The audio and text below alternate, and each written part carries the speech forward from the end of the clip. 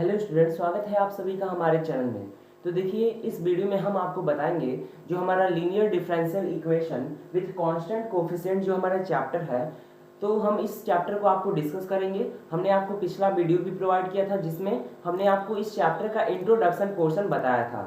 आज हम इस वीडियो में आपको इस चैप्टर का जो इंट्रोडक्शन के बाद अगला जो हेडिंग है हम उसको अच्छे से आपको यहाँ पे डिस्कस करके बताएंगे। ठीक है, तो चलिए इस वीडियो को स्टार्ट करते हैं। तो देखिए, जो हमारा अगला हेडिंग है ये है द ऑपरेटर डी। ठीक है ना, आपके बुक में हम सारी चीजें आपको बुक से ही बता रहे हैं और सारा एकदम करेक्ट होगा, आप इसको अच्छे से समझिएगा। यहाँ पे जो है अगला हेडिंग है ये है द ऑपरेटर डी। अब देखिए ऑपरेटर डी में क्या बताया गया, इस हेडिंग में क्या बताया गया है।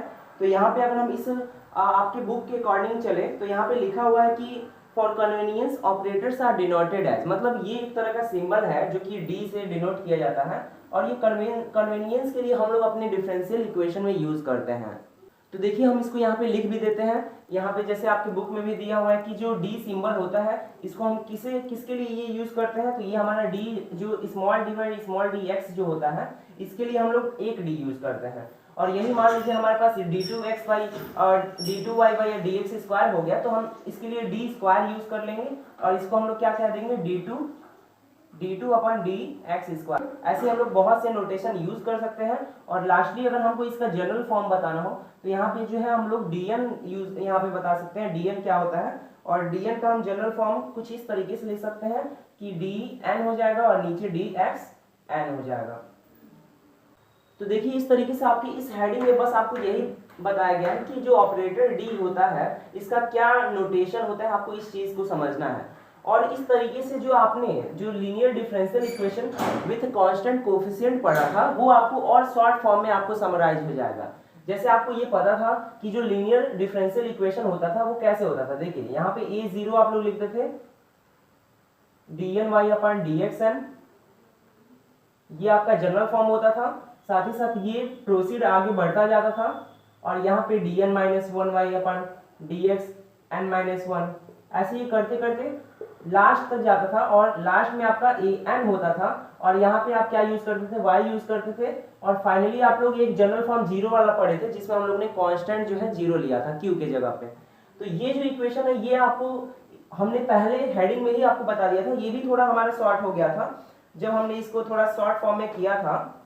ठीक है, ये मतलब इसको हम क्या कर सकते हैं विद द हेल्प ऑफ हमारा ऑपरेटर जो डी है इसके हेल्प से हम थोड़ा इसको शॉर्ट फॉर्म में लिख सकते हैं। शॉर्ट फॉर्म में हम लोग कैसे लिखेंगे, क्योंकि आपको यहाँ पे क्लियर हो गया कि d बाई डी एक्स को हम लोग d कहते हैं capital D, d2 by D x square को हम लोग d स्क्वायर कहते हैं। ऐसे ही सो ऑन करते करते dn by D X N को d कैपिटल dn बोलेंगे। और ऐसे ही अगर n माइनस वन मतलब जो पावर होगा वही यहाँ पे कैपिटल D पर यूज होगा उसका पावर। तो इस तरीके से यहाँ पे ये जो हमारा है ये जो differential equation with constant coefficient linear जो डिफरेंशियल इक्वेशन है इसका अगर हमको शॉर्ट फॉर्म में लिखना हो तो अब हम इसको ऐसे भी लिख सकते हैं। ध्यान से आप लोग देखेंगे यहाँ पे देखिए ए नॉट हम लोग ऐसे लिख देंगे, इसी चीज को हम यहाँ पे लिख देते हैं ए नॉट यहाँ पे है। इसके बाद देखिए D N by D X N है तो इसको हम कह सकते हैं ये क्या है डी एन है। ठीक है, उसी तरीके से हम इसको आगे बढ़ाते जाएंगे और यहाँ पे ये डिक्रीज करता जाएगा हमारा A one capital D N minus one. ऐसे ही हम यहाँ पे सो ऑन करते करते लास्ट में लिख देंगे ए एन और फिर यहाँ पे हम लोग क्या लिख देंगे, यहाँ पे हम लोग लिख देंगे y। ध्यान से आप लोग देखेंगे और यहाँ पे फाइनली ये किसके बराबर हो जाएगा जीरो के बराबर। तो इस तरीके से अगर हम इसको और भी शॉर्ट करें तो शॉर्ट फॉर्म में इसको क्या हो जाएगा, देखिए ध्यान से यहाँ पे हम क्या कर सकते हैं, यहाँ पे हम एक और चीज इसमें बता सकते हैं। हम यहाँ पे देखिए यहाँ पे y जो है हम सब में से कॉमन ले सकते हैं क्योंकि यहाँ पे जो हमने dn निकाला वो किसका निकाला, y का निकाला था। जो यहाँ पे dn माइनस वन वो भी किसका निकाला था, y का निकाला था। क्योंकि आपको पता है बस dn बाई डी एक्सन का नोटेशन dn है, हमको y भी तो लिखना होगा। तो इसलिए यहाँ पे जो y था वो बचा हुआ था और सारे में से हम देखिए सब सारे पॉइंट में हमको सारे टर्म्स में हमको y मिलेगा और हम यहाँ पे y को कॉमन लिख सकते हैं। और हम ये मान सकते हैं कि जो अंदर वाला फंक्शन है मतलब अंदर वाला जो एक्सपेंशन है या जो एक्सप्रेशन है वो आपका क्या है, एक तरह का फंक्शन है कैपिटल डी का। और इस तरीके से हम उसको मान सकते हैं कि वो क्या है एफ डी, हम उसको मान लिए और उसके बाद हमारा बाहर y हो गया जो कि कॉमन हो गया और इसको हम लोग जीरो के बराबर कर दिए। तो ये जो हमारा एक्सप्रेशन आया यही हमारा क्या हुआ linear differential equation with constant coefficient with the help of the operator D. मतलब एक डी एक तरह का ऑपरेटर है, उसके हेल्प से हमने इसको क्या किया शॉर्ट फॉर्म में लिख दिया। और आगे आने वाले क्वेश्चंस में आपको सिर्फ डी नोटेशन का ही यूज मिलेगा, साथ ही साथ आपको जो नोटेशन चाहे आप वो यूज कर सकते हैं, लेकिन क्योंकि डी जो होता है हमारा वो थोड़ा शॉर्ट फॉर्म है, इस वजह से ये हमारा टाइम भी क्वेश्चन सॉल्व करने में बचाता है। तो देखिए इस हेडिंग में बस आपको यही बताया गया था कि ऑपरेटर डी होता क्या है, और इस तरीके से आपको ये हेडिंग क्लियर भी हो गया होगा। ये हमारा differential equation with constant coefficient का। अब चलिए हम आपको नेक्स्ट हेडिंग बताते हैं। तो देखिए अब जो हमारा अगला हेडिंग है ये है कि rules for finding complementary function, यानी आपके बुक में एक नया हेडिंग बताया गया है डिफरेंशियल रिलेटेड, ठीक है ना, डिफरेंशियल इक्वेशन से रिलेटेड, और उसमें ये बताया गया है कि आप कैसे जो है कॉम्प्लीमेंट्री फंक्शन को फाइंड आउट कर सकते हैं। आपको पहले ही पता चल चुका है कि जो भी आपका सॉल्यूशन आता था उसमें दो चीजें इंक्लूड होती थी, जो हमने आपको प्रीवियस हेडिंग में बताया था कि उसमें एक आपका कॉम्प्लीमेंट्री फंक्शन होता था और एक आपका पार्टिकुलर इंटीग्रल होता था। जो सॉल्यूशन आता था उसमें दो तरीके के आपको कुछ एक्सप्रेशन देखने को मिलते थे। तो इस तरीके से आपको यहाँ पे क्लियरली पता है कि यहाँ पे CF आपको कहीं ना कहीं से तो निकालना होगा, और इसके लिए आपके लिए हम लोग इस सेक्शन में एक नया हेडिंग बता रहे हैं जिसमें आपको कॉम्प्लीमेंट्री फंक्शन कैसे निकाला जाता है इसको सिखाया जाएगा। तो चलिए अब हम आपको ये बताते हैं। तो देखिए इसको बताने के लिए हम लोग क्या करेंगे, सबसे पहले आपके बुक के ही हिसाब से हम बताएंगे। देखिए हम आपको सिर्फ और सिर्फ आपको तरीके बता सकते हैं, आपको सारी चीजें हम बुक से ही बताएंगे, लेकिन आपको अंडरस्टैंड कैसे करना है ये सारी चीजें आपको खुद ही देखना होगा, ठीक है। हम आपको तरीके बताएंगे कि कैसे, आपको मेथड्स बताएंगे कि कैसे आपको समझना है। यहाँ पे देखिए आपके बुक में दिया है कि यहाँ पे क्या है, consider the given differential equation. आपकी बुक में हम स्टेप बाय स्टेप बता रहे हैं, consider the given differential equation. यहाँ पे आपके बुक में एक डिफरेंशियल इक्वेशन कंसीडर करने को कह रहा है। देखिए आपका डिफरेंशियल इक्वेशन सेम पहले वाला ही है, इसको हम शॉर्ट फॉर्म में भी लिख सकते हैं, लेकिन हम यहाँ पे आपको जो यहाँ पे लिखा हुआ है उसी को हम लिख रहे हैं। ये आपका linear differential equation with constant coefficient वाला है, ठीक है। तो यहाँ पे हम लिख दे रहे हैं dny/dxn, फिर ऐसे आप प्रोसीड होते जाएंगे, यहाँ पे a1 हो जाएगा और यहाँ पे dn-1y/dxn-1 हो जाएगा, और इसी तरीके से ये प्रोसीड जाएगा आगे, और लास्ट में हमारा कौन सा टर्म आता है, a-n-y आता है, और ये किसके बराबर है, 0 के बराबर, ठीक है। और यहाँ पे हम इसको क्या करेंगे, इसको सपोज कर लेंगे कि ये हमारा एक इक्वेशन है, ठीक है, मान लेते हैं कि ये हमारा एक इक्वेशन है। अब यहाँ पे साथ ही साथ आप ये भी बता सकते हैं, मेंशन कर सकते हैं कि जहां पर हमारा ये जो इक्वेशन है इसमें हमारा a0, ठीक है, फिर आपका a1, a2 ऐसे जितने an तक है ये सभी क्या है, आर कॉन्स्टेंट्स। ये हमारे एक कॉन्स्टेंट्स है, यहाँ पे हम लोग लिख सकते हैं आर कॉन्स्टेंट्स। तो देखिए अब यहाँ पे क्या आपको करना है, उसके बाद देखिए लेट, हम लोग मान लेते हैं लेट हमारे पास कोई y एक वेरिएबल है और वो किसके बराबर है, e⁻mx है, ठीक है ना, y = e⁻mx है, और ये हम लोग मान लेते हैं कि बी द सॉल्यूशन, ये क्या है, एक सॉल्यूशन है, बी द सॉल्यूशन, और ये किसका सॉल्यूशन है, ऑफ इक्वेशन फर्स्ट। ये जो हमने इक्वेशन फर्स्ट सपोज किया है इसी का ये जो है y = e⁻mx एक सॉल्यूशन है। तो देखिए ये मानने के बाद हम लोग क्या करेंगे, देन यहाँ पे नेक्स्ट स्टेप है अगला, देन फ्रॉम फर्स्ट। अब हम लोग क्या करेंगे, फर्स्ट इक्वेशन से, क्योंकि ये सॉल्यूशन है y = e⁻mx, तो ये जो है इसको सेटिस्फाई करेगा इस डिफरेंशियल इक्वेशन को, तो हम ये वैल्यूज उसमें पुट करके देखेंगे। अभी हम आपको नेक्स्ट स्टेप समझा रहे हैं वन बाय वन।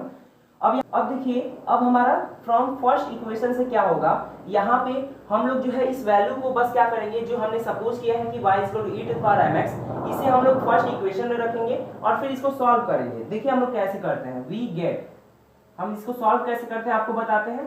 तो यहाँ पे बस हमको कुछ नहीं करना है, e⁻mx को इसमें रख देना है, और फिर e⁻mx जो है आपका फंक्शन, उसका जो है यहाँ पे डिफरेंशिएशन निकालना है। यहाँ पे nth ऑर्डर का डिफरेंशिएशन है, फिर n-1 ऑर्डर का आपका डिफरेंशिएशन है। ऐसे करते करते आपको जो है फाइनली यहाँ तक पहुंचना है और आपको उसको राइट कर देना है, जिससे आपका सॉल्यूशन निकल जाए। और आपको पता भी होगा कि सक्सेसिव डिफरेंशिएशन मेथड से हम लोग nth ऑर्डर तक का डिफरेंशिएशन फाइंड आउट कर सकते हैं। तो जो बहुत ही इजी प्रोसेस है, आप इसको समझ सकते हैं। तो देखिए अब हम यहाँ पे इसको लिखते हैं, तब हमारा क्या हो जाएगा, जब हम इसको फर्स्ट इक्वेशन में ये वैल्यू पुट करेंगे तो यहाँ पे कुछ इस तरीके का हमारा एक्सप्रेशन बनेगा। देखिए इसको हम ऐसे लिख सकते हैं dn/dxn, और यहाँ पे ब्रैकेट में हम लिख देते हैं e⁻mx, उसके बाद प्लस a1, यहाँ पे क्या हो जाएगा dn-1/dxn-1, और यहाँ पे फिर से हम लोग ब्रैकेट में क्या लिख देते हैं e⁻mx, और हम ज्यादा टर्म नहीं लिखेंगे, हम डायरेक्ट आपको समझा रहे हैं,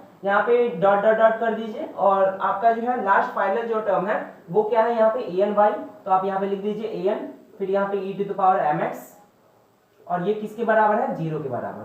तो देखिए अब इसके बाद क्या होगा, इस स्टेप बाद क्या होगा, यहाँ पे हम लोग को कुछ नहीं करना है, जैसे हमने आपको बताया with the help of successive differentiation हमें क्या करना है, जो फंक्शन दिया हुआ है y जो दिया हुआ है उसका हमको डिफरेंशिएशन करना है। तो बहुत ही इसका इजी स्टेप है। देखिए इसके बाद क्या हमको करना है, अब इसके बाद जो नेक्स्ट स्टेप है वो ये है कि हम क्या करेंगे, इसका डिफरेंशिएशन करेंगे। और देखिए यहाँ पे हम लोग a0 यहाँ पे कांस्टेंट है तो हम इसको ऐसे ही लिख देंगे। उसके बाद हमारा क्या है, dn/dxn e⁻mx, और e⁻mx का अगर आप डिफरेंशिएशन निकालेंगे, ठीक है, nth डिफरेंशिएशन निकालेंगे तो यहाँ पे क्या हो जाएगा, mn हो जाएगा, और यहाँ पे हम लोग क्या इसको लिख देंगे e⁻mx। ये इसका जनरल होता है। अगर आपको ये इसमें कंफ्यूजन है तो आप बताइएगा, हम इसके लिए नेक्स्ट अगला कोई वीडियो आपके लिए बना देंगे। और इसी तरीके से सिमिलरली हम लोग क्या करेंगे, यहाँ पे बस आपका जो है n की वैल्यू चेंज होती जाएगी, जो भी टर्म है उसके लिए हमारा n का वैल्यू बस क्या होगा, चेंज होता जाएगा। तो यहाँ पे देखिए इसके बाद हम लोग नेक्स्ट टर्म लिख देंगे। नेक्स्ट टर्म क्योंकि n-1 डिफरेंशिएशन है तो यहाँ पे बस हम लोग n-1 लिख देंगे, mn-1, और यहाँ पे e⁻mx तो हमेशा रहना ही रहना है तो इसको हम लोग यहाँ पे लिख देंगे। और ऐसे ही करते करते लास्ट तक हम लोग जाएंगे, और जो हमारा लास्ट टर्म है वो क्या है, a(n)e⁻mx, और ये किसके बराबर है, 0 के बराबर। ठीक है, इतना आप लोग समझ गए। अब देखिए इसके बाद आपको अगला स्टेप क्या परफॉर्म करना है। यहाँ पे ध्यान से अगर आप देखेंगे तो आपको क्या दिखेगा, आप ये देख सकते हैं कि हर टर्म में क्या है, e⁻mx कॉमन है। ध्यान से देखेंगे तो आपको कुछ नहीं करना, आपको इसी टर्म को कॉमन ले लेना है। आप पहले कॉमन ले या बाद में कॉमन ले, आपका मन, ठीक है, आप इसको बाद में कॉमन ले सकते हैं।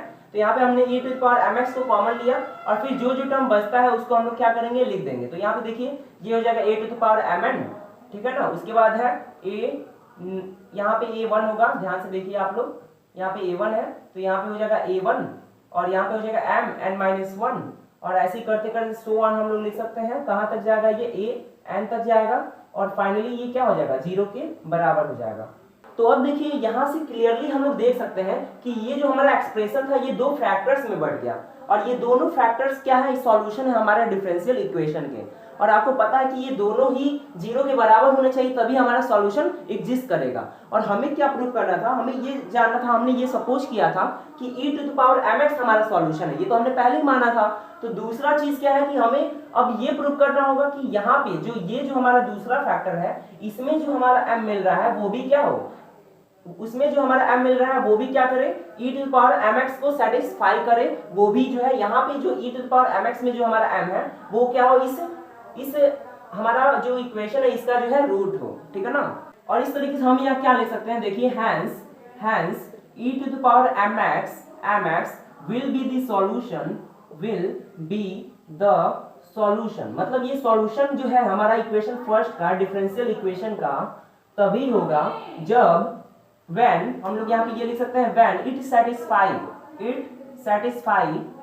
satisfy, ये किसको सेटिस्फाई करे, ये हमारा जो है, ये जो हमारा अलजेब्रिक एक्सप्रेशन मिला है इसको सेटिस्फाई करे, यानी ये जो है ये क्या, satisfy roots of the algebraic expression. और क्या है वो हमारा अलजेब्रिक एक्सप्रेशन, यहाँ पे हम उसको लिख देते हैं। देखिए यहाँ पे हमारा अलजेब्रिक एक्सप्रेशन सेम यही दूसरा वाला फैक्टर है, इसको हम लोग यहाँ पे नोट कर देते हैं। ये हमारा a0 m⁻n plus a1 mn-1, और सो ऑन करते करते हम कहाँ तक जाएंगे, an तक जाएंगे, और ये किसके बराबर होगा, 0 के बराबर। ठीक है, मतलब हमारा जो m मिलेगा वो इसी का रूट होना चाहिए, तभी हमारा क्या होगा, e⁻mx हमारे दिए गए डिफरेंशियल इक्वेशन का सॉल्यूशन होगा। और इस तरीके से साथ ही साथ हम इसको ये भी लिख सकते हैं, क्योंकि हम ये देख रहे हैं ये जो अलजेब्रिक एक्सप्रेशन है ये m का फंक्शन है। ध्यान से अगर आप लोग देखेंगे तो हम इसको fm भी लिख सकते हैं, क्योंकि ये m का फंक्शन है, और ये लिख सकते हैं कि ये किसके बराबर है, 0 के बराबर, यानी fm = 0 जो है ये कंडीशन है कि जो हमारा e⁻mx है ये क्या हो, सॉल्यूशन हो हमारे दिए गए डिफरेंशियल इक्वेशन का। अब देखिए ये जो हमारा आया है कि fm = 0, ये जो हमारा एक्सप्रेशन आया है, ठीक है ना, ये जो हमारा इक्वेशन आया है यही क्या होता है, इसी को हम लोग कहते हैं ऑक्सिलरी इक्वेशन। ध्यान से आप लोग देखेंगे तो इसी को हम लोग क्या कहते हैं, ऑक्सिलरी इक्वेशन, ठीक है ना, यही हमारा होता है ऑक्सिलरी इक्वेशन। और इस तरीके से आप इसी हमारा जो यहाँ पे हमारा जो इक्वेशन है इसी के हेल्प से आप क्या कर सकते हैं, हमारे ऑक्सिलरी इक्वेशन को फाइंड कर सकते हैं, हमारे कॉम्प्लीमेंट्री फंक्शन को फाइंड कर सकते हैं। तो देखिए इसके बाद आपके इस स्टेप के बाद आपकी बुक में क्या लिखा हुआ है, यहाँ पे लिखा हुआ है कि this equation is called auxiliary equation since this is an algebraic equation of nth degree in m, क्योंकि ये क्या है, ये एक अलजेब्रिक इक्वेशन है, nth डिग्री का है और m में है, m का फंक्शन है और इसीलिए इसके पास n रूट होगा, क्योंकि इसके पास n डिग्री है इसका तो n रूट होगा। और उसके बाद लिखा है कि जो कॉम्प्लीमेंट्री फंक्शन है इस डिफरेंशियल इक्वेशन का, जो हमने इक्वेशन फर्स्ट आपको स्टार्टिंग में बताया था, जो इसका कॉम्प्लीमेंट्री फंक्शन होगा वो क्या होगा, वो इसी ऑक्सिलरी इक्वेशन के रूट्स पर, रूट्स जो होंगे उसके ऑक्सिलरी इक्वेशन के, उसके नेचर पर ये डिपेंड करेगा हमारा कॉम्प्लीमेंट्री फंक्शन। कहने का मतलब जो हमारा कॉम्प्लीमेंट्री फंक्शन होगा वो इस ऑक्सिलरी इक्वेशन के ही रूट्स के नेचर पर डिपेंड करेगा। तो इस तरीके से आप कॉम्प्लीमेंट्री फंक्शन भी निकाल सकते हैं। अब देखिए आपको कुछ यहाँ पे आपके बुक में केसेस भी बताया गया है, कई केस लिया गया है कि रूट्स कब रियल होंगे, कब डिस्टिंक्ट होंगे, कब इमेजिनरी होंगे, कब इक्वल होंगे, ठीक है ना, कब रेशनल होंगे। अलग अलग केसेस के लिए इसको फाइंड आउट किया गया है कि किस केसेस में कैसा हमारा सॉल्यूशन निकल के आता है, कैसा हमारा कॉम्प्लीमेंट्री फंक्शन निकल कर आता है, ठीक है। तो चलिए अब हम इसको वन बाय वन आपके केसेस को डिस्कस करते हैं। यहाँ पे आपको हम टोटल 4 केस बताएंगे, तो चलिए बताते हैं। तो देखिए अब हम आपको केस फर्स्ट बताते हैं और केस फर्स्ट में क्या आपको बताया गया है, ये बताया गया है कि where the roots of the auxiliary equation are real and distinct. मतलब ये वो कंडीशन है जिसमें आपका जो रूट्स है, यहाँ पे जो ऑक्सिलरी इक्वेशन का जो रूट्स है, जो कि हमने आपको एक fm = 0 का आपको इक्वेशन बताया था, यहाँ पे अभी हम आपको लिखते भी हैं, ठीक है ना। जो हमारा इसका रूट्स होगा, ठीक है ना, वो क्या होगा, रियल होगा और हमारा डिस्टिंक्ट होगा, ठीक है। इस केस को अब हम डिस्कस करते हैं। तो देखिए अब हम सबसे पहले आपको ऑक्सिलरी इक्वेशन यहाँ पे लिख देते हैं कि हमारा ऑक्सिलरी इक्वेशन था क्या। यहाँ पे हमने ऊपर भी आपको बताया कि fm = 0 हमारा ऑक्सिलरी इक्वेशन था और यहाँ पे इसको और भी हमारा जो अलजेब्रिक इक्वेशन के फॉर्म में था वो क्या था, यहाँ पे a0 m to the power यहाँ पे n था, फिर हमारा a1 था और क्या था m n-1 था। ऐसे ही करते करते ये लास्ट तक जा रहा था और क्या लास्ट का जो टर्म था वो था an = 0। ये हमारा अलजेब्रिक इक्वेशन था। तो अब देखिए अब हम इसको क्या लिख सकते हैं, यहाँ पे अगला जो हमारा स्टेप होगा वो ये है द फैक्टर्स ऑफ इक्वेशन। यहाँ पे हम लोग लिख सकते हैं फर्स्ट, जो हमने आपको फर्स्ट इक्वेशन डिफरेंशियल इक्वेशन का बनाया था, अगर सपोज कीजिए हम उसका क्या निकाल रहे हैं, उसका फैक्टर निकाल रहे हैं, ठीक है। तो फैक्टर कैसे निकलेगा, तो यहाँ पे देखिए उस फैक्टर को हम कुछ इस तरीके से, सपोज कीजिए अगर हमारा फैक्टर कुछ इस तरीके से मिल रहा है कि d - m1 फिर d - m2, ठीक है। उसके बाद हमारा ऐसे सो ऑन करते करते d - mn और होल का हम लोग क्या लिख दे y = 0। अगर ये सारे हमारे फैक्टर्स हो, ठीक है, तो अब हम इसके हेल्प से क्या कर सकते हैं, अपने रूट्स को, अपना कंडीशन जो हमारा y का है उसको हम लोग यहाँ से निकाल सकते हैं। तो देखिए यहाँ पे ये जो हमारा fm = 0 था, इसको हम लोग इक्वेशन सेकंड बोले थे और हम अभी भी इसको मान ले रहे हैं। और यहाँ पे जो हमारा ये इक्वेशन मिला है इसको हम लोग इक्वेशन थर्ड बोल देते हैं। तो देखिए अब हमारा जो फैक्टर्स मिला, यहाँ पे हम फैक्टर्स, जब हमने अपने डिफरेंशियल इक्वेशंस को फैक्टर में तोड़ लिया तो अब ये क्या क्या पॉसिबिलिटीज इसकी बन सकती है, क्योंकि हमको पता है अगर ये फैक्टर बना रहा है और सारे फैक्टर LHS जो है हमारा जो है वो 0 के, RHS वाले 0 के बराबर है, तब क्या होगा, सारे फैक्टर्स ही 0 के बराबर होंगे। तो हम अगले स्टेप में हम क्या लिख सकते हैं, हम ये लिख सकते हैं कि d - m1 जो होगा वो क्या होगा, 0 के बराबर होगा, या और क्या कंडीशन हो सकता है, d - m2 जो होगा वो हमारा 0 के बराबर होगा। ऐसे ही करते करते हम लास्ट का जो हमारा टर्म है d - mn, उसको भी सारे टर्म्स को हम लोग 0 के बराबर लिख सकते हैं। तो अब देखिए अब हमारा अगला स्टेप क्या है, यहाँ पे जो अगला स्टेप हम उसको यहाँ पे बताते हैं आपको। देखिए अब हमारा जो स्टेप वो ये है कि अब सारे फैक्टर्स क्या है, हमारे 0 के बराबर है, तो हम एक कंडीशन, एक फैक्टर को यहाँ पे आपको डिस्कस कराते हैं। देखिए अगर हमारा d - m1, अगर हमारा d - m1y अगर 0 के बराबर है तब क्या कंडीशन हो सकता है, क्या हमें मिल सकता है, ठीक है। तब ध्यान से देखिए यहाँ पे अगर d - m1y अगर 0 के बराबर है तब हम इसको क्या ले सकते हैं, यहाँ पे हमको पता है कि d जो है कैपिटल D वो क्या है, d/dx है, ठीक है ना, डिफरेंशियल कोएफिशिएंट है।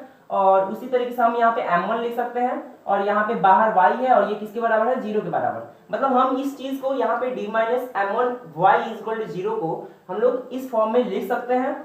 इसके बाद देखिए, इसके बाद जो हमारा स्टेप है वो ये है कि यहाँ पे अब ये y जो है ये अंदर चला जाएगा और ये कुछ इस तरीके का अपना फॉर्म बना लेगा। देखिए ध्यान से, ये बना लेगा dy/dx हो जाएगा और ये क्या करेगा, ये यहाँ पे माइनस की फॉर्म में m1y, यहाँ पे y जो है दोनों से जाके मल्टीप्लाई में आ जाएगा और ये m1y हो जाएगा और ये 0 के बराबर हो जाएगा। कहने का मतलब हमारा क्या वैल्यू मिला dy/dx का, हमें dy/dx मिल गया और ये किसके बराबर रहा, हमारा m1y के बराबर। तो अब आप लोग ध्यान से देखिए, हम लोग आखिर ये dy/dx निकाल क्यों रहे हैं, ताकि हम जब dy/dx को इंटीग्रेट करें तो हमें क्या मिल जाए, अपना y जो है हमारा हमको मिल जाए, हमको सॉल्यूशन मिल जाए हमारे डिफरेंशियल इक्वेशन का। ठीक है, तो सिंपल है, हमको वही स्टेप फॉलो करना है और यहाँ पे अब हमको क्या करना है, ऑन इंटीग्रेटिंग, हमको इसको इंटीग्रेट करना है और जब हम इसको इंटीग्रेट कर देंगे तब हमको क्या मिलेगा, ध्यान से आप लोग देखेंगे। ये सिंपल सा इक्वेशन, हम इसको किसी भी मेथड से इंटीग्रेट कर सकते हैं। हम इसको यहाँ पे वेरिएबल सेपरेबल मेथड से यहाँ पे करके दिखा रहे हैं। तो इसका आपको अगर इसको सॉल्व आप करते हैं तो यहाँ पे आपको इसका हम डायरेक्ट यहाँ पे फॉर्मूला लिख देते हैं। क्या आता है यहाँ पे log y m, यहाँ पे log y आएगा आपका और ये m1x प्लस log c1 के फॉर्म का आपका आंसर आएगा। ये आपका आंसर आएगा, ये वेरिएबल सेपरेबल मेथड से इसको किया गया है। और अगर देखिए, अगर आपको इसको समझने में डाउट है तो यहाँ पे हम इसको बता भी देते हैं। तो यहाँ पे हम इसको वेरिएबल सेपरेबल मेथड से हम इसको कैसे लिख सकते हैं, देखिए कैसे हमने सॉल्व किया। यहाँ पे हमने इसको dy/y लिख दिया, y वेरिएबल एक तरफ, और यहाँ पे हमने dx m1 के साथ लिख दिया, यानी m1 dx लिख दिया और दोनों को क्या कर दिया, दोनों साइड में इंटीग्रेट करके हमने अपना सॉल्यूशन निकाला। ये log y हो गया और यहाँ पे हमने जब इसको हमने इंटीग्रेट किया तो यहाँ पे हमारा आंसर क्या आया, ध्यान से देखिए, सेम हमको आंसर मिलता है और यहाँ पे भी हमें m1 आएगा। ठीक है, m1 आएगा और यहाँ पे क्या आएगा, m1 हम इसको x लिख सकते हैं और यहाँ पे log c ले सकते हैं। और क्योंकि ये हमारा कांस्टेंट ये पहला इक्वेशन का है, इसलिए हम यहाँ पे इसको c1 से नाम दे रहे हैं। आप ध्यान से अगर यहाँ पे देखें तो यहाँ पे हमने इसको c1 लिखा हुआ है, log c1। तो इस तरीके से आपको ये भी क्लियर हो गया होगा कि हमारा ये log y = m1x plus log c1 कैसे आया है। कहने का मतलब अब हमारे यहाँ पे हमको सॉल्यूशन मिल गया y का, हमें पहला सॉल्यूशन मिल गया। और सॉल्यूशन क्या मिला, जब आप y को सॉल्व करेंगे, देखिए log जब हटता है तो अपोजिट साइड में e टू द पावर के फॉर्म में आ जाता है। तो यहाँ पे हम इसको लिख सकते हैं e to the power m1x। और क्योंकि देखिए ये log और ये log जब कंबाइन हुए थे तो ये दोनों आपस में ज्वाइन हो गए थे और इसकी वजह से जो c1 था वो क्या हुआ, इसमें जाके मल्टीप्लाई हो गया। कहने का मतलब ये c1 y के पास था जब हमने इसको ऑपरेशन इस पर परफॉर्म किया था। और ये फाइनली हमें y जो है ये क्या मिल गया, y = c1 e to power m1x। और ये हमारा पहला सॉल्यूशन है हमारे डिफरेंशियल इक्वेशन का। तो देखिए इस तरीके से ये हमने पहला सॉल्यूशन y का निकाल लिया। और देखिए अब सिमिलरली हम सारे सॉल्यूशन y के लिख सकते हैं इसी के हेल्प से। देखिए कैसे हम लोग यहाँ पे लिख रहे हैं, सिमिलरली हम लोग क्या लिख सकते हैं, सारे फैक्टर्स के लिए हम लोग y का सॉल्यूशन यहाँ पे इजीली हम लोग लिख सकते हैं। जैसे अगर हमको क्या निकालना हो, फॉर d - m2y = 0, अगर हमको d - m2y = 0 का सॉल्यूशन निकालना हो तो इसका सॉल्यूशन क्या होगा, जो सॉल्यूशन होगा वो क्या होगा, वो ये होगा y = c2 और e टू द पावर हमारा m2x।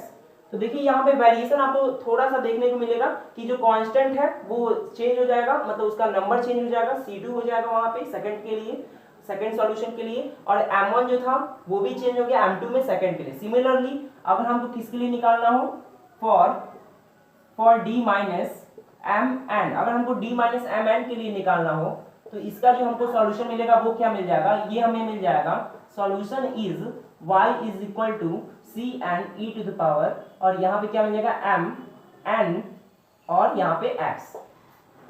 तो देखिए इस तरीके से आपको y के सारे सॉल्यूशंस आपको सारे फैक्टर्स से मिल गए। अब आप क्या करेंगे, आपको रूल पता है, आपको थ्योरम ऑलरेडी पता होगा कि जितने भी सॉल्यूशन हमारे होते हैं, ठीक है, अगर हम उनको ऐड कर दें, ठीक है, तो वो हमें क्या मिल जाएगा, उससे हमको अपना पूरा टोटल डिफरेंशियल इक्वेशन का सॉल्यूशन मिल जाएगा। तो चलिए हम वहां पे इसका सॉल्यूशन लिख देते हैं और इसीलिए इसका जनरल सॉल्यूशन अगर हमको लिखना है, देयरफॉर जो हमारा जो जनरल सॉल्यूशन होगा, जनरल सॉल्यूशन हमारा क्या होगा, जनरल जो सॉल्यूशन होगा वो यहाँ पे हम लिख देते हैं। देखिए जो जनरल सॉल्यूशन होगा वो होगा y =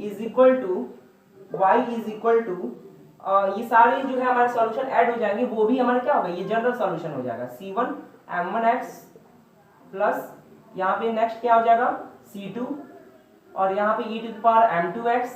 ऐसे करते करते जो लास्ट एंड तक होगा उसको अगर हम ऐड कर दें, हमारे थ्योरम के अकॉर्डिंग, तो वो हमारा क्या हो जाएगा, इसका जनरल सॉल्यूशन हो जाएगा। और देखिए क्योंकि ये जो सॉल्यूशन था हमने किस लिए फाइंड आउट किया, हमारे कॉम्प्लीमेंट्री फंक्शन के लिए फाइंड आउट किया, और यही रीजन है कि ये जो है यही हमारा कॉम्प्लीमेंट्री फंक्शन हो जाएगा।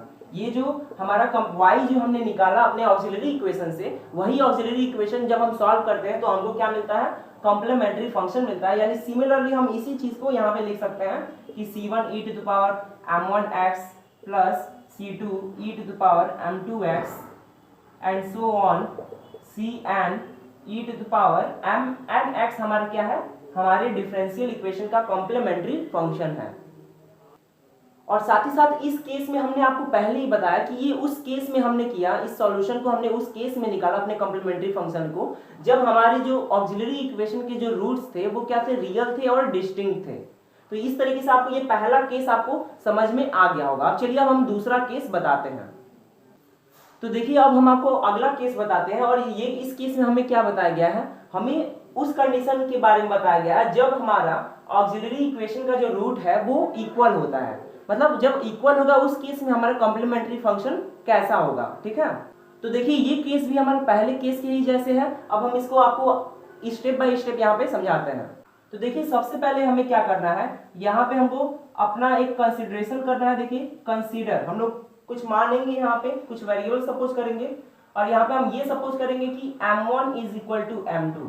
यहाँ पे हम एक केस ले रहे हैं कि हमारा जो दो रूट है वो बराबर है, हम दो के लिए ही सपोज कर रहे हैं। पहला केस हम मान लेते हैं कि जो हमारा m1 है वो m2 के बराबर है, क्योंकि आपको पता ही है ऑक्सिलरी इक्वेशन का जो रूट था वो m1 था और m2 था। और ये हम लोग इक्वेशन थर्ड में हम लोग सपोज करेंगे। यहाँ पे हमने आपको एक थर्ड इक्वेशन दिया था, एक fm इज इक्वल टू 0 था, और जब हमने आपको इसको सॉल्व करके एक फैक्टर में दिखाया था तो वो जो इक्वेशन था उसको हमने थर्ड इक्वेशन माना था, और उसी में हम लोग m1 is equal to m2 put करेंगे, ठीक है। और जब हम ऐसा करेंगे तब हमारा जो सॉल्यूशन है वो कैसा हो जाएगा, हमने आपको इसका जनरल सॉल्यूशन जो है CF का हमने बता दिया कॉम्प्लीमेंट्री फंक्शन का। अब उसी में हमको क्या करना है, बस हमको m1 की जगह पे अपना m2 पुट करना है। तो देखिए क्या उस समय हमारा y का वैल्यू होगा, उस केस में हमारा जो y होगा, देखिए ध्यान से, यहाँ पे हमारा y जो है c1 e to the power m1x हो जाएगा, फिर c2, क्योंकि हमारा जो y था पहले हम वो लिख देते हैं कि पहले था क्या, वो यहाँ पे c1 e to the power m1x था, फिर c2 e to the power m2x था, ऐसे ही करते करते सो ऑन। लास्ट में हमारा क्या था, cn, यहाँ पे cn था e to the power m and x था, ठीक है। ये हमारा सॉल्यूशन था। अब ध्यान से देखिए, अगर m1 m2 के बराबर हो गए तो इस केस में हमारा ये जो दोनों टर्म है, ये दोनों टर्म में e टू द पावर हमें m1x या m2x कॉमन मिल जाएगा। और साथ ही साथ यहाँ पे जब ये दोनों कॉमन मिलेगा e to the power m1x और m2x, तो हम c1 और c2 को ऐड कर देंगे, तो जो कांस्टेंट मिलेगा वो एक नया कांस्टेंट में हम उसको चेंज कर सकते हैं। तो जो हमारा अगला स्टेप होगा वो क्या होगा, यहाँ पे हम इसको ऐसे कुछ लिख सकते हैं कि c1 प्लस c2, और यहाँ पे हम इसको नाम दे सकते हैं e to the power m1x भी बोल सकते हैं या e to the power m2x भी बोल सकते हैं। तो यहाँ पे हम e टू द पावर इसको m1x बोलेंगे, और ये क्या हो जाएगा, सो ऑन करते करते यहाँ पे हम दूसरा टर्म भी लिख देते हैं, यहाँ पे c3 है e to the power m3x, और सो ऑन करते करते हम लास्ट तक जाएंगे, सेम टर्म लिख देंगे cn e to the power m and x। तो देखिए ये आपको क्लियर हो गया होगा इसमें क्या हमने किया है। इसके बाद देखिए अब हम इसको क्या करेंगे, यहाँ पे जो c1 प्लस c2 मिला, इसको हम लोग एक नया कांस्टेंट सपोज कर लेंगे। मान लेते हैं ये c कोई कांस्टेंट है, और इसको c e to the power m1x लिख सकते हैं, और प्लस जो बचा हुआ टर्म है हम उसको यहाँ पे लिख देते हैं। यहाँ पे हो जाएगा e to the power m3x, c3 e to the power m3x, और ऐसे सो ऑन करते करते लास्ट तक हमारा क्या होगा, cn e to the power m and x हो जाएगा। तो अब देखिए, अब ये जो हमारा इक्वेशन हमें मिला, हम इसको कॉम्प्लीमेंट्री फंक्शन बिल्कुल नहीं कह सकते हैं। ऐसा इसलिए है क्योंकि हमको पता है जो कॉम्प्लीमेंट्री फंक्शन है उसमें हमारे टोटल n रूट्स होने चाहिए, जितने हमारे पावर है उतने हमारे रूट्स होने चाहिए। लेकिन अब आपने यहाँ पे देख लिया कि हमारा जो पावर है यहाँ पे पावर जो है एक कम हो गया, मतलब हमारे जो दो टर्म है वो सिंगल टर्म में कन्वर्ट हो गए, और इस वजह से हमारे ये जो सॉल्यूशन है कॉम्प्लीमेंट्री फंक्शन का, ये अभी इनकम्प्लीट है, यानी हमें अभी एक टर्म और निकालना है। कहने का मतलब इस इक्वेशन में हमारा टोटल अभी n-1 ही आर्बिट्री कांस्टेंट है, और हमें कितना आर्बिट्री कांस्टेंट चाहिए, हमें टोटल यहाँ पे n-1 हमें आर्बिट्री कांस्टेंट मिला है, और हमें टोटल n आर्बिट्री कांस्टेंट चाहिए, तभी हमारा सॉल्यूशन कंप्लीट होगा। तो देखिए अब हम अपने आर्बिट्री कांस्टेंट को कंप्लीट करने के लिए, अपने सॉल्यूशन को कंप्लीट करने के लिए क्या करेंगे, यहाँ पे हम लोग एक कंडीशन लेंगे जो कि हमारे फैक्टर से ही रिलेटेड होगा जो हमने इक्वेशन को सपोज किया था। और यहाँ पे हम लोग क्या करेंगे, यहाँ पे d माइनस m1 जो हमारा दो फैक्टर था, d माइनस m1 और d माइनस m2, ठीक है ना, और साथ ही साथ इसके साथ जो y था, जो हमारा एक डिफरेंशियल इक्वेशन था जो हमने दो जीरोस के रूट्स के टर्म पे ऑक्सिलरी इक्वेशन के रूट्स के टर्म में हमने बनाया है, उसको हम लोग सॉल्व करेंगे, ठीक है। और यहाँ पे देखिए जो हमारा m1 है m2 है वो दोनों बराबर है, इस वजह से ये इक्वेशन थोड़ा रिड्यूस हो जाएगा और इसको हम लोग ये भी लिख सकते हैं d माइनस m1 और d माइनस m1 और y इज इक्वल टू 0। और अब देखिए अब हम इसको इस फॉर्म में लिख सकते हैं, कुछ इसको चेंज कर सकते हैं अपने अकॉर्डिंग, और यहाँ पे लिख सकते हैं कि d माइनस m1, ठीक है, और यहाँ पे u इज इक्वल टू हम लोग 0 ले सकते हैं। और यहाँ पे हमने ये सपोजिशन लिया कि जो u था वो हमारा क्या था, वो हमारा d माइनस m1 और y था, ठीक है ना, हमने ये एक सपोजिशन लिया है। तो देखिए जब हमने u is equal to d minus m1 y हमने अपना सपोज किया, तो जो हमारा एक एक्सप्रेशन मिला हमें वो भी एक तरह का डिफरेंशियल इक्वेशन था। और सिमिलर वे से जैसे हमने पहले किया था सेम वैसे ही हम लोग इसको भी सॉल्व कर सकते हैं। और जब हम इसको सॉल्व करेंगे तो इसका सॉल्यूशन सेम हमें मिलेगा। क्या मिलेगा हम यहाँ पे लिख देते हैं, यहाँ पे देखिए वी हैव, हमें क्या मिल जाएगा, u is equal to c1 e to the power m1x। मतलब ये हमारा क्या मिल जाएगा, इस इक्वेशन का जो हमने सपोज किया अपने कॉम्प्लीमेंट्री इक्वेशन को पूरा करने के लिए, ठीक है, उसका ये हमारा u का सॉल्यूशन मिल जाएगा। तो अब देखिए अब हमको जब ये सॉल्यूशन मिल गया u is equal to c1 e to the power m1x, और हमको ऑलरेडी ये पता है कि u हमने किसको सपोज किया था, हमने u जो है d माइनस m1 y को हमने सपोज किया था। और यहाँ पे जो हमारा u है हमको c1 e to the power m1x मिल गया, तो इसको हम लोग कुछ इस फॉर्म में लिख सकते हैं कि d माइनस m1 फिर y e to the power, मतलब यहाँ पे ये किसके बराबर है, d माइनस m1 y, ये c1 e to the power m1x के बराबर है। और अगर हम लोग इस इक्वेशन को ध्यान से देखें तो ये भी हम लोग को एक क्या मिलेगा, लीनियर डिफरेंशियल इक्वेशन मिलेगा, और इजीली हम इसको भी सॉल्व कर सकते हैं। और इसीलिए जब ये लीनियर इक्वेशन मिल जाएगा तो इसका सॉल्यूशन देखिए कैसे हमको मिलेगा। यहाँ पे हम इसका सॉल्यूशन लिख देते हैं। इसको जब हम लोग सॉल्व करते हैं तो यहाँ पे जब आप दोनों साइड में इंटीग्रेट करके, मतलब जो भी आप मेथड यूज करें, ये क्योंकि लीनियर डिफरेंशियल इक्वेशन है तो हम लोग जो है CF यूज करके लीनियर डिफरेंशियल इक्वेशन का जनरल फॉर्म यूज करके इसको सॉल्व करेंगे। और इसका हम डायरेक्ट यहाँ पे सॉल्यूशन लिख देते हैं। यहाँ पे इसका सॉल्यूशन ये हो जाएगा y e to the power minus m1x, और ये किसके बराबर होगा, यहाँ पे ये हो जाएगा इंटीग्रेशन c1, ठीक है, e to the power m1x हो जाएगा, और फिर इसके साथ साथ यहाँ पे e to the power minus m1x, और यहाँ पे dx यहाँ पे हम लोग लिख देंगे, साथ ही साथ इसमें एक कांस्टेंट भी जुड़ जाएगा। तो देखिए ये हमारा जो है एक तरह का नया इक्वेशन मिल गया। अगर हम इसको सॉल्व करेंगे तब हमारा रिमेनिंग, हमें अपना इक्वेशन का जो हमारा एक कॉम्प्लीमेंट्री फंक्शन था उसका जो है रिमेनिंग हमको टर्म्स मिलेंगे। तो देखिए जब हम इसको सॉल्व करते हैं तो जो हमारा नेक्स्ट स्टेप में हमारा जो सॉल्यूशन आता है ये बहुत इजी आता है, y e to the power minus m1x, और ये किसके बराबर होता है, c1x के बराबर होता है, और साथ ही साथ इसमें हम c2 ऐड करते हैं। जब आप इसको सॉल्व करेंगे तो इसका बहुत ही इजी मेथड है। अगर आपको डाउट होगा तो आप इसको बता दीजिएगा, हम इसको अलग से इस पर वीडियो बता देंगे, आपको बना देंगे। और फाइनली जब हम इसको सॉल्व करते हैं तो हमको y का वैल्यू मिल जाता है, और हमारा y का जो सॉल्यूशन आता है वो क्या आता है, वो आता है c1, ठीक है, और यहाँ पे x हो जाता है प्लस c2, और यहाँ पे देखिए e to the power minus में इधर था तो उधर जाएगा तो प्लस में कन्वर्ट हो जाएगा, और यहाँ पे हो जाएगा e to the power m1x। और ये जो है हमारा एक और हमको कॉम्प्लीमेंट्री फंक्शन का सॉल्यूशन मिल जाता है। तो देखिए इस तरीके से जो हमारा प्रीवियस केस था, जो हमने प्रीवियस केस में हमने कॉम्प्लीमेंट्री फंक्शन निकाला था, उसमें टोटल n-1 कांस्टेंट था और 1 कांस्टेंट यहाँ पे हमें मिल गया, तो हमारा टोटल हमारा सॉल्यूशन कंप्लीट हो जाएगा। और इस तरीके से हम अपना कॉम्प्लीमेंट्री फंक्शन आसानी से निकाल सकते हैं।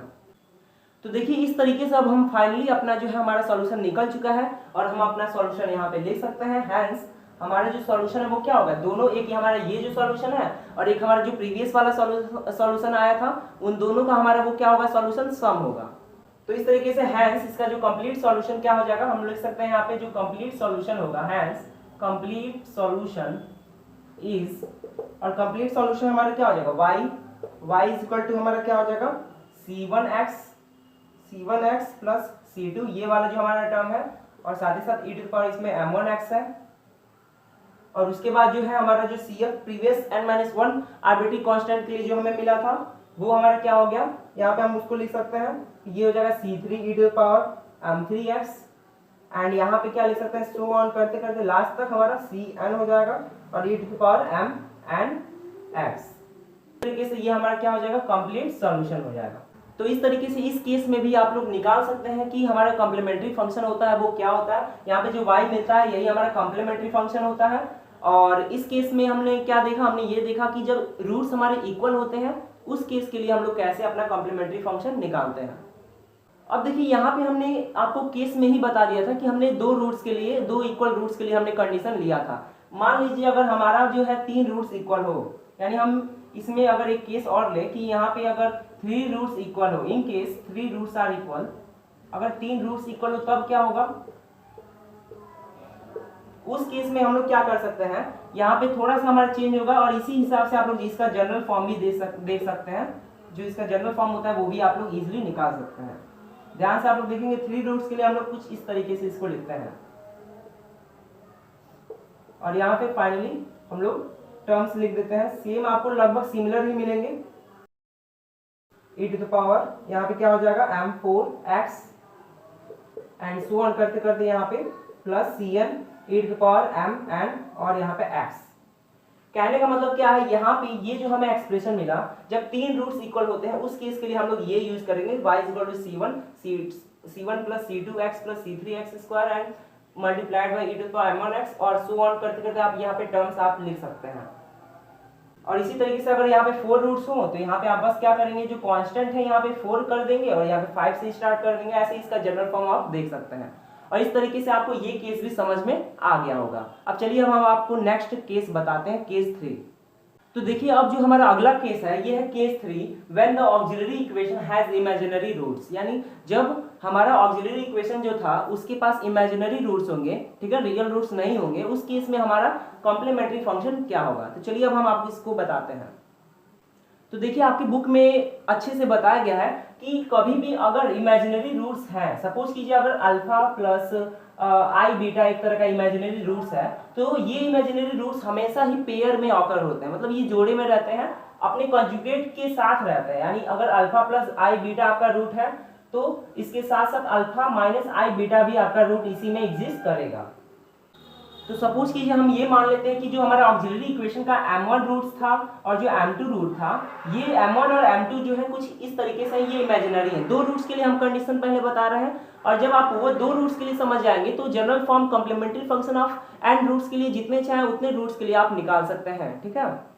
तो यहाँ पे हम यही मान लेते हैं कि m1 जो है वो हमारा क्या है, अल्फा प्लस आई बीटा, और m2 जो है वो क्या है, हमारा अल्फा माइनस आई बीटा। अब देखिए अब इन दोनों रूट्स के करस्पॉन्डिंग में हमें जो सॉल्यूशन मिलेगा वो क्या मिलेगा, हम यहाँ पे आपको लिख के दिखाते हैं। जब ये दोनों अगर रूट्स हैं तो इसके करस्पॉन्डिंग में जो हमारा सॉल्यूशन मिलेगा, कहने का मतलब जो हमारा सॉल्यूशन मिला था केवल इन दोनों के करस्पॉन्डिंग में, हम उसमें बस क्या करेंगे, m1 और m2 का वैल्यू पुट कर देंगे। तो देखिए यहाँ पे क्या हो जाएगा, हमें क्या सॉल्यूशन मिला था, हमें ये मिला था c1 e⁻m1x plus c2 e⁻m2x, मतलब हमें ये इसके करस्पॉन्डिंग में सॉल्यूशन मिलता है।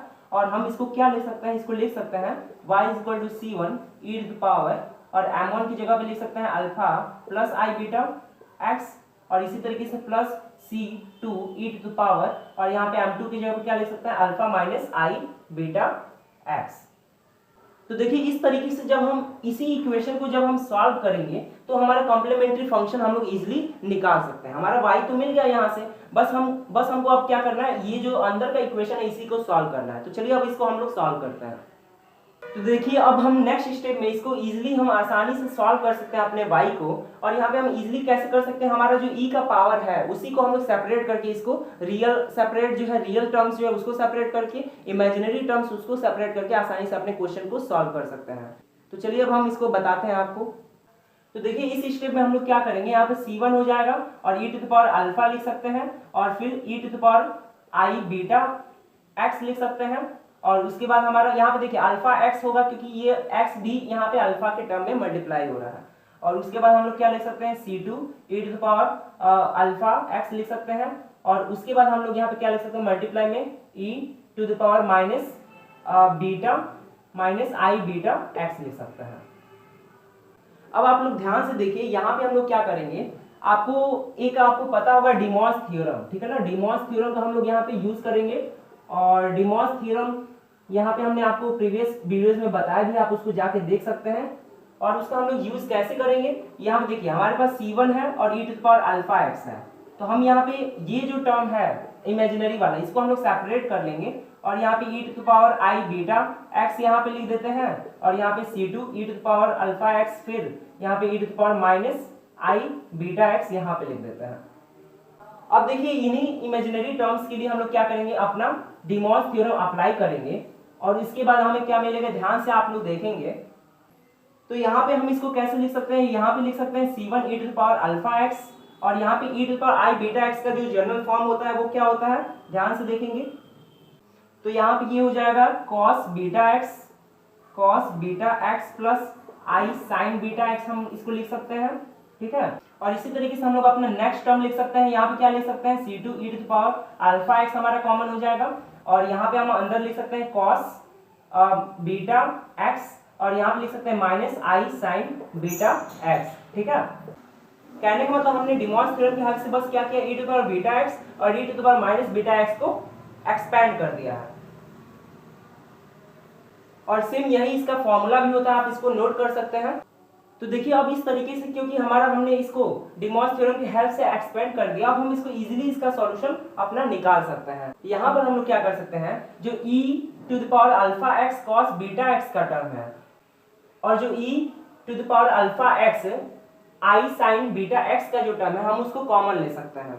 तो देखिए जब हम ऐसा करते हैं तो इसके बाद हमारा क्या स्टेप होगा, यहाँ पर देखिए दोनों में से हम लोग cos बीटा x कॉमन ले लेंगे। तो देखिए यहाँ पे हम लोग e to the power alpha x cos beta x common जब लेंगे, तो यहाँ पे हमारा क्या हो जाएगा c1 प्लस c2, और इसी तरीके से हम लोग किसको कॉमन लेंगे, i sin beta x e to the power alpha x को कॉमन लेंगे। तो यहाँ पे हमारा ये क्या हो जाएगा, तो यहाँ पे हमारा हो जाएगा c1 माइनस c2। तो ये स्टेप आप इजीली समझ गए होंगे। अब चलिए हम आपको नेक्स्ट स्टेप यहाँ पे बताते हैं। तो अब आप लोग ध्यान से देखिए, यहाँ पे हम लोग क्या करेंगे, यहाँ पे जो कांस्टेंट है उनको हम लोग थोड़ा चेंज करेंगे, और यहाँ पे जो c1 प्लस c2 है इसको कांस्टेंट a मान लेंगे, और यहाँ पे जो i c1 माइनस c2 है इसको एक कांस्टेंट मान लेंगे b।